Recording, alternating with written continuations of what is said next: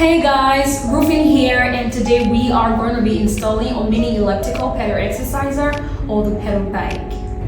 So this right here is the main button, the elliptical pedal exerciser, and these two are the stabilizers or the base. These are what keep the machine in place when you are exercising or when you're pedaling. And these two here are the pedals. We have one for the right and one for the left.